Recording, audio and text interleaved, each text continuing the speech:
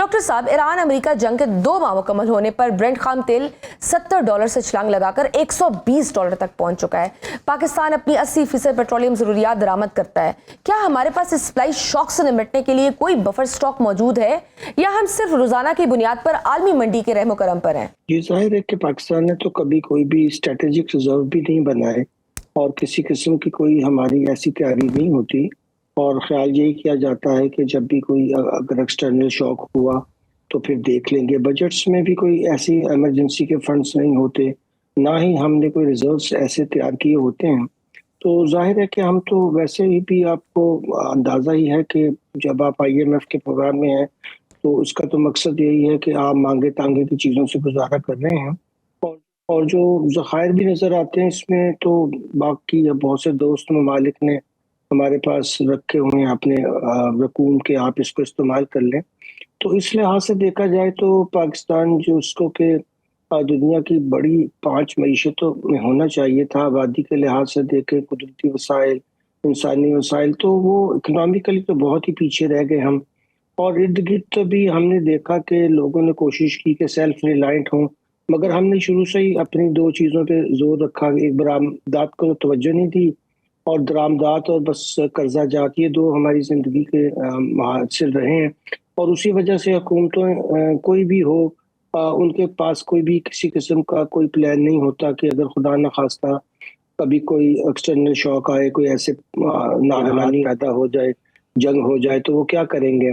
اب 80% جیسے آپ نے فرمایا کہ تیل تو ہم باہر سے لیتے ہیں، مگر اس میں بھی ایک اور ستم ظریفی یہ ہے کہ جو کیپیسٹی چارجز ہمیں دینے پر آج کل آپ دیکھ رہے ہیں لوڈ شیڈنگ ہو رہی ہے، وہی زمانے لوٹ آئے ہیں، کیونکہ ہمارے پاس تیل کے پیسے نہیں ہیں تو ہم لوڈ شیڈنگ پہ مجبور ہیں۔ مگر دوسری طرف ڈالر ٹرمز میں وہ جو IPPs ہیں ان کو تو کیپیسٹی چارجز دینے ہیں، تو جو ہم اور آپ بات کر رہے ہیں کہ یہ ریزروز کا مسئلہ صرف یہ نہیں ہے کہ ہمیں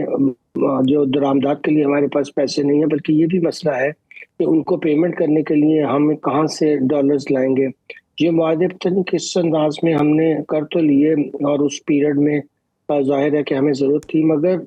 ایسا کوئی ہم نے ماڈل دیکھا کہ جو دنیا میں کہیں اور نہیں تھا، اور ورلڈ بینک نے ہمیں یہ بنا کر دیا، اور ہم اب اس میں پوری طرح ٹریپ ہو چکے ہیں۔ اب ٹریلینز میں تو ہمارا گیس کا اور الیکٹریسٹی کا اس وقت سرکولر ڈیٹ بھی ہے، وہ اگر ہم دیکھیں تو بہت بڑا مسئلہ ہے۔ پھر ہماری لینڈ جو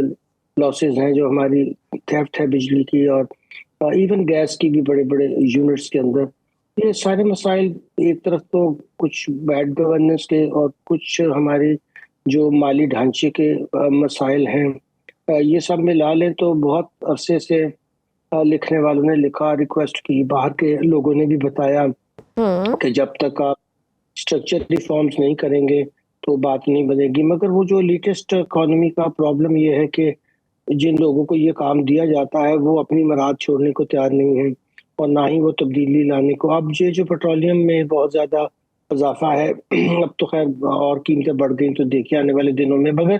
دوبارہ جو 105 روپے کی لگانی پڑی ہے لیوی، جو کہ وزیر اعظم محترم نے 80 روپے کر دی تھی اور وعدہ فرمایا تھا کہ یہ میں 1 مہینے تک چینج نہیں ہونے دوں گا، اور وہ فوری طور پر IMF نے ڈانٹا کہ بھئی آپ نہیں کر سکتے ہیں،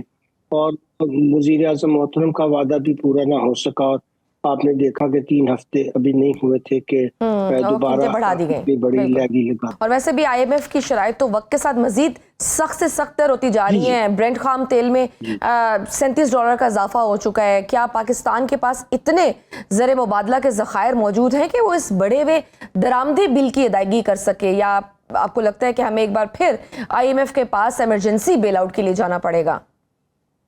جی ظاہر ہے آپ ہی پروگرام میں ہیں، مگر اگر یہ خدا نخواستہ جنگ اور طوالت پکڑتی اور امریکہ بلاکٹ ختم نہیں کرتا، کیونکہ اس کا مقصد تو یہ ہے کہ وہ چین کو یہ بتائے کہ آپ نے وینزویلا سے سستا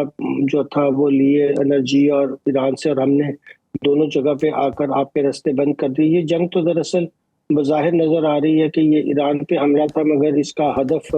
تو چائنا تھا۔ 31 مارچ کی ڈیٹ جو سمٹ کی طے تھی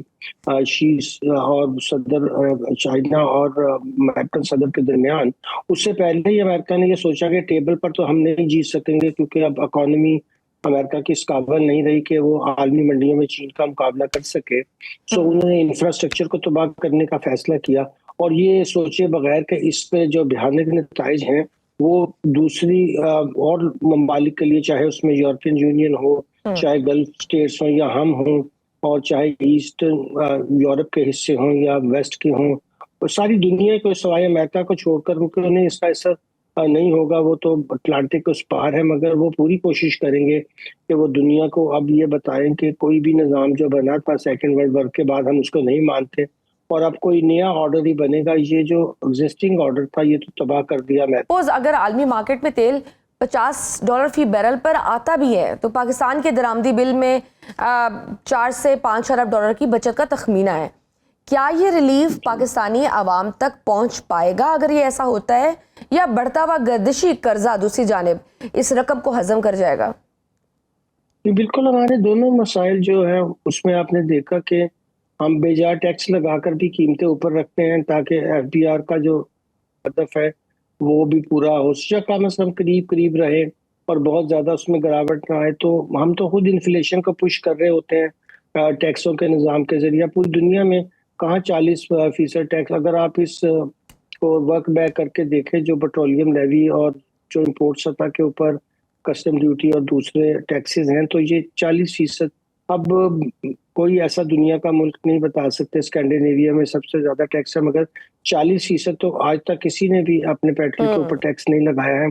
مگر پاکستان نے یہ بھی کر دکھایا ہے اور اس کا نتیجہ کوئی اچھا نہیں نکل رہا. یا تو اس سے کوئی ہمارے مالیاتی معاملات میں بہتری ہوتی، بلکہ آپ دیکھیں گے کہ ایف بی آر کا جو گیپ ہے وہ بڑھتا چلا جائے گا. تو یہ سارے کا سارا پیسہ تو سود کی مد میں ضائع ہو جائے گا، اور جو ٹیکس ہم اکٹھا کرتے ہیں اس کا بھی 60 سے 65% تو ہم بینکوں کو سود کی مد میں واپس کر دیتے ہیں. تو اس سے ریاست کو تو کوئی فائدہ ہو ہی نہیں رہا ہے، اور عام عوام کو تو بہت دور تک کوئی فائدہ پہنچانے کا ان کا ارادہ بھی نہیں ہے اپنی پالیسیز کی وجہ سے. نہ صرف یہ بلکہ سر آئی ایم ایف نے بھی پاکستان کی شرح نمو کا ہدف بھی 4.2 سے گھٹا کر 3.6% کر دیا ہے. عالمی جنگی صورتحال کو ایکسکیوز بنا کر کیا حکومت اپنی معاشی ناکامیوں کو اس عالمی بحران کے پیچھے چھپا سکتی ہے، یا یہ براہ راست ہماری کمزور مالیاتی پالیسیوں کا نتیجہ ہے؟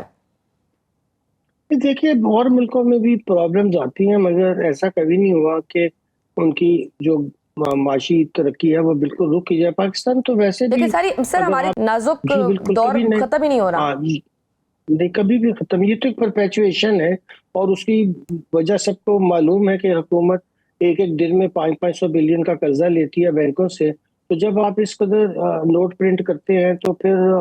آپ کو پتہ ہی ہے کہ اس کا نتیجہ کیا نکلتا ہے کہ کبھی بھی معیشت جو ہے وہ اپنے پاؤں پہ کھڑی نہیں ہوتی، اور بس آپ بھی سمجھتے ہیں کہ انہی قرضوں کی مدد سے ہی ہم آگے بڑھتے رہیں گے. تو انہوں نے کبھی کوشش ہی نہیں کی ہے کہ وہ کم از کم، اب تو بینک بھی کسی کو قرضہ دینے کو تیار نہیں ہے کہ کوئی نئی بزنس شروع کرے، اور پرانے بزنس والے بھی بیچارے بند کر رہے ہیں کیونکہ اتنا مہنگا ہو گیا. اور ابھی آپ نے دیکھا کہ انہوں نے پھر اس کو ڈسکاؤنٹ ریٹ کو 1% بڑھا دیا ہے. تو اس کو اگر آپ 3-4% اس میں اور ایڈ کر لیں تو لوگوں کو تو اسی پہ ہی، اگر گاڑیوں کے لیے یا چھوٹی موٹی ضروریات کے لیے ملے گا بھی، انڈسٹری کے لیے تو اب وہ دیتے بھی نہیں. تو یہ تو بہت مشکل حالات ہیں کہ آپ گورنمنٹ خود اگر اس ریٹ پہ بارو کرے گی تو ایک